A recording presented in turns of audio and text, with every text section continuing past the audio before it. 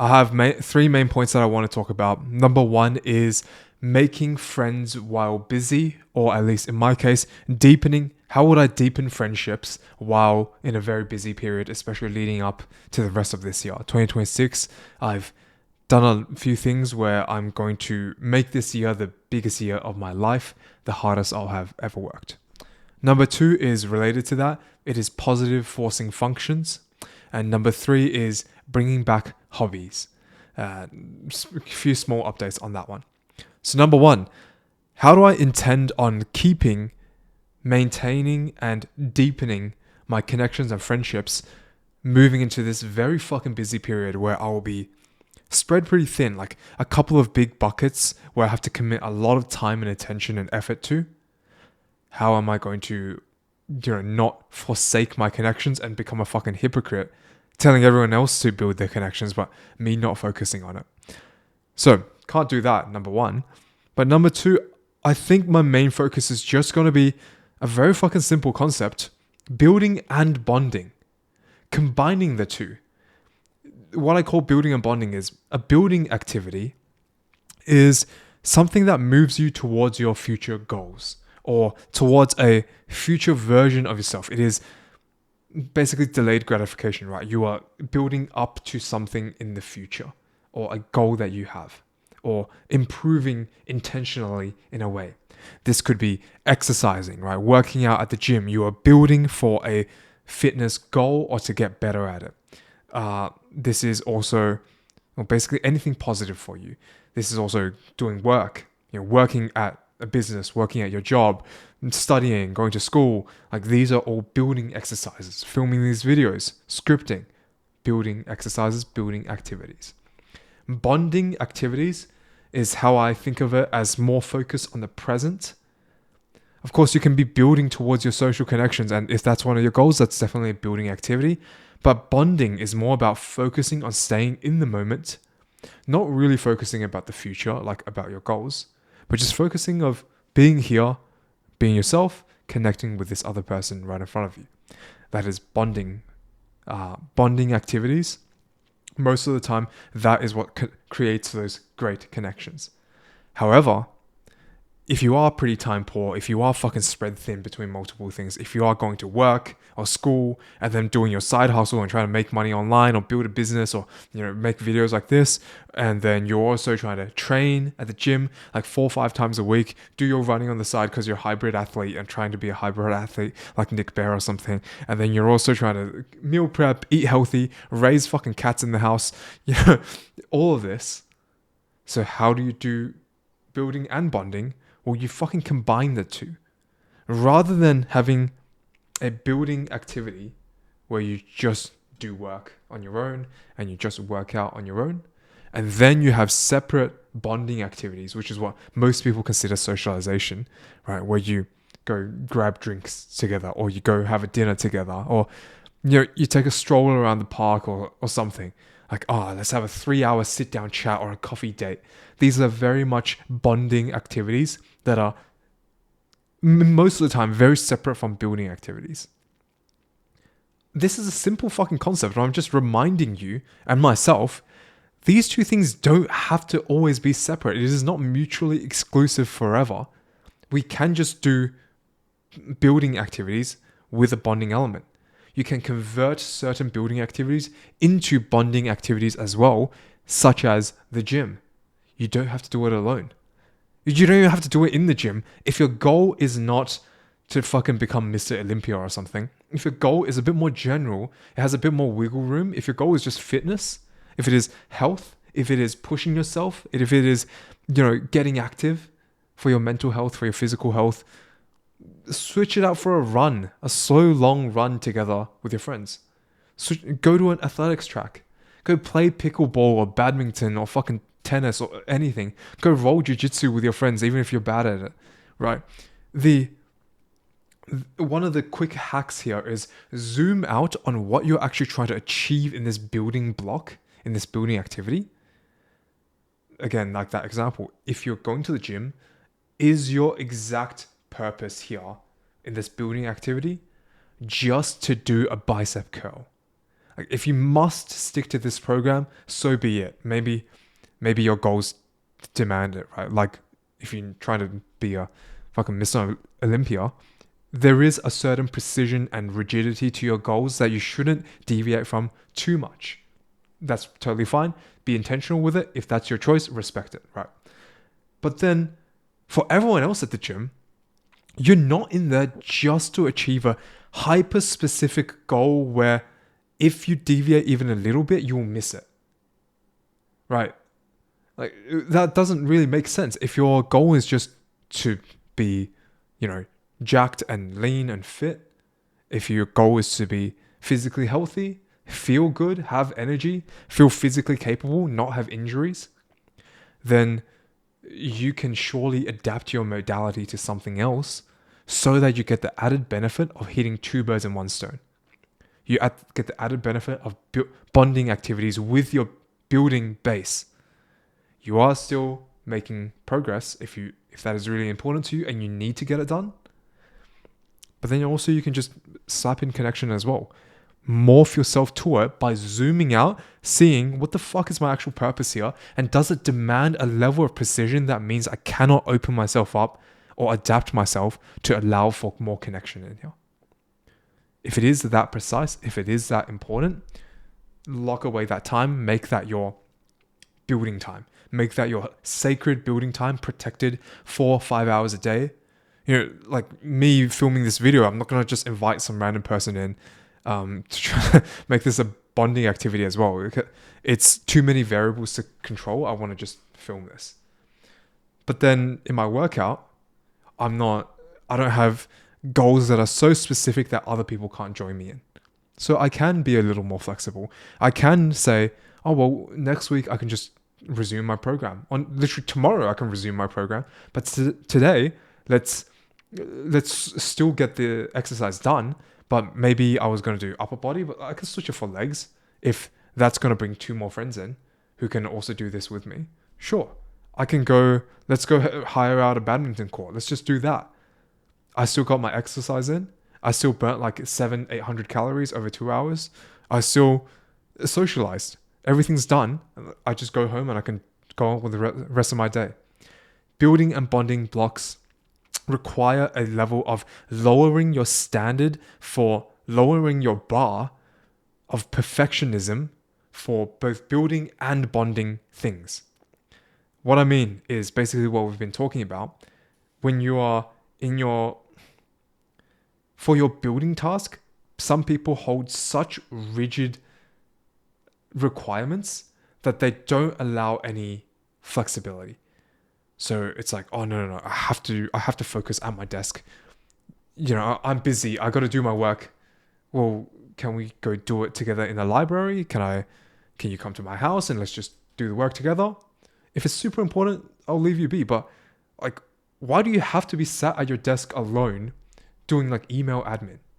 You can just get together with people. It doesn't have to be, on the other hand, which is what I was saying before, socialization also doesn't have to be so perfect, such high of a bar of what's considered socialization like most people think. You don't need to go on a dinner date for it to be socializing and connecting with people. It can just be 3 of you sat around a fucking table at the library just doing your own thing, doing work, and then chatting a bit in between. It can just be one of my friends comes over and we just bash out email admin together on that previous point. That is socializing, but that's also building. If we drop the bar of perfection where reasonable, where it doesn't, severely detriment the quality of your work, if we can just drop that bar, zoom out a little, see what we're actually doing and why we're doing it, and then we can just start combining building bonding.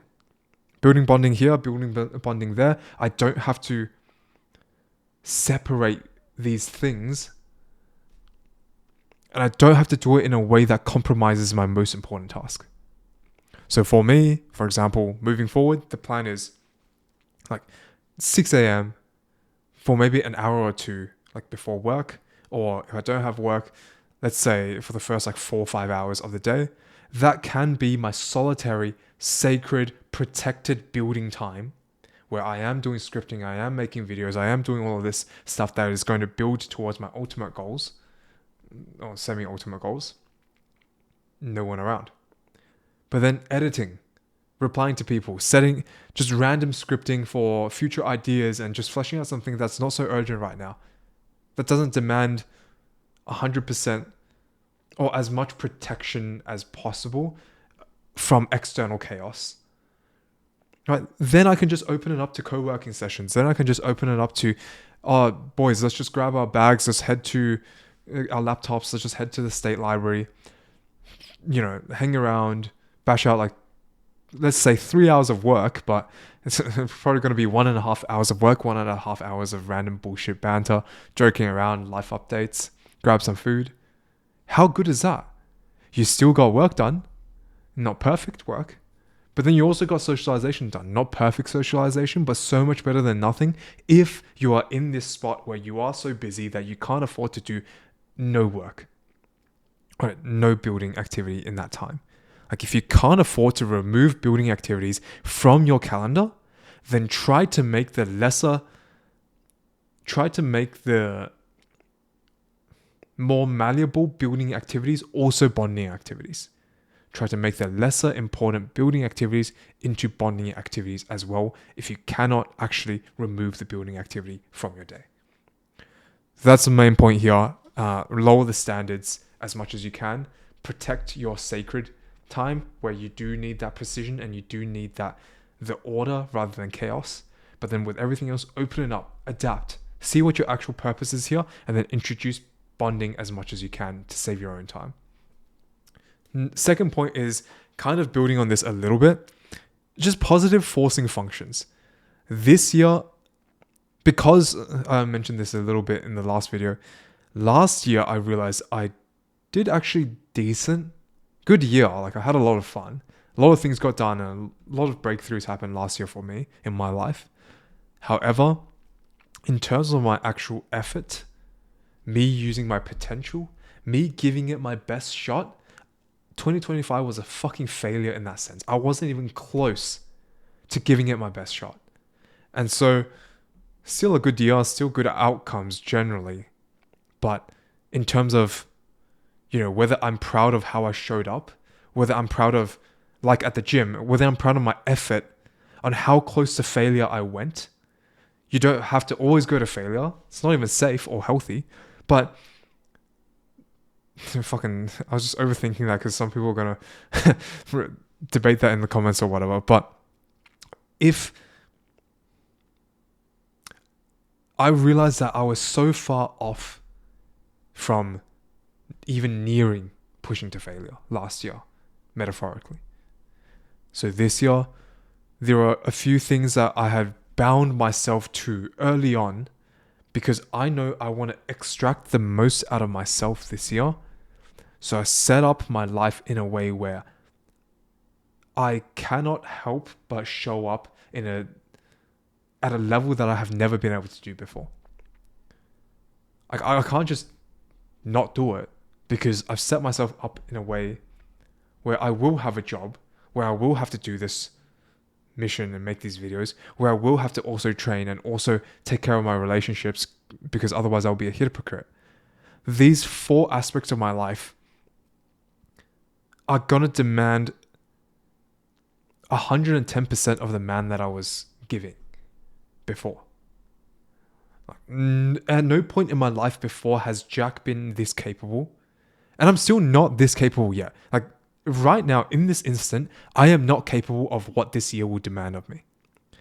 But the forcing function is that I know I'm within the ballpark of being that man. Within these 12 months, I can be that man and I can act as if I am that guy. And also, I don't really have much of a choice because my day's fucking laid out as if I was already that guy. I have bound myself to this job. I have bound myself to this mission, this channel. So many people know about it. So many people are fucking rooting me on, supporting me. I believe in it myself. And it would just feel like such a waste to not do it. So I can't just, quit in that sense. I wouldn't let myself. I don't want to. The fitness aspect, There are certain injuries to heal. There are certain self-imposed goals to reach. And also just for my level of performance that is going to require this year. Like I have to be in decent shape. I have to be in decent health, in decent performance, well rested. If not, my quality for everything else is going to tank. So that also has to be like untouched. That has to remain stable as well as my relationships. I am now stuck in a positive forcing function because this life that I have set up for myself demands the best version of me that I wanted to become anyways. It's kind of like I didn't plan on talking about this, but it's kind of like a good, healthy, strong relationship. This goes for like romantic or non-romantic like friendships as well. But of course it goes for romantic relationships a lot. Thankfully, I have this right now, but it's like, I don't feel bad or, how do I say this? I don't feel, what's that word? Emasculated? I don't feel any lesser of a man. I don't feel disrespected if I listen to my girlfriend, my partner. Girlfriend seems almost like too lesser of a term. Like my partner, my soulmate sounds a bit cringe, but I don't feel bad listening to my partner's suggestions. I don't feel like I've disrespected. I don't feel like I've lowered myself, which some men seem really fucking sensitive about. This is so stupid, by the way, but different point. Because her vision for me, the things that she wants me to become is also already so similar to what I would want to become anyways. So when she gives me feedback, when she asks me to change certain things or gives me like suggestions or, reminds me to get back on track or whatever, sometimes there's a slight bit of, like, I've let her down or I didn't perform as well or whatever. But then instantly I'm like, well, no, this is the direction I wanted to go anyways. She's the perfect forcing function in that sense, a positive forcing function in this relationship where I feel happy, proud to conform to her expectations because her expectations were already in line with what I wanted to do anyways. She is trying to push me to become the best man that I could be in her eyes, but her judgment of that is already pretty much the same man that I see for myself. I don't know if that made sense. That is, again, as a side note, that is one thing that you should really, really consider for compatibility long term in the dating phase when you are trying to find a partner. Does their ideal version of you match or at least align with your ideal version of where you're going and where you want to be, who you want to be? Because in my case, my partner's ideal version of me in her eyes is basically my ideal version of me anyways. So whenever she tries to help me or push me or support me towards that thing, I never feel like I'm changing myself for her fucking benefit, which is not so bad anyways, but I'm changing myself for her ideal image, but which is also my ideal image of myself where I want to go anyways. It's such an awesome win-win. I get to listen to my partner, and I also get to be so proud of my decision because this is exactly where I wanted to go. The work was done beforehand. The compatibility was found already, so then alignment is reached. I can go all in and listen. I can basically just be the best version of myself, and everything in our relationship supports that. So yeah, fucking massive tangent, but that is the whole thing about positive forcing functions. I'm not sure if I explained that properly. Don't fucking take offense at any of that, but if you do, that's your choice. Let's do this final one, bringing back hobbies. I won't explain too much about this, but basically I've started bullet journaling, kind of a bullet journal life tracker system. And yeah, this thing finally came in the mail on Thursday, the 22nd of January. So the first month of the year is almost over. It's been quite fun, actually. But the reason I wanted to talk about hobbies is that this is something I've never tried before, bullet journaling. And it just reminded me that because I'm delving into something completely new, learning random things, watching some YouTube videos, just seeing how much of a fan community there is, how much of a subculture almost there is around fucking bullet journaling. Great system, by the way, but it's entertaining and very pleasantly surprising. And it also just reminds me that when you pick up hobbies and you do dive into that rabbit hole, when you do start to see the enjoyment yourself, it's almost like you are like gathering the infinity stones, but in the sense of collecting lenses with which you can see the world.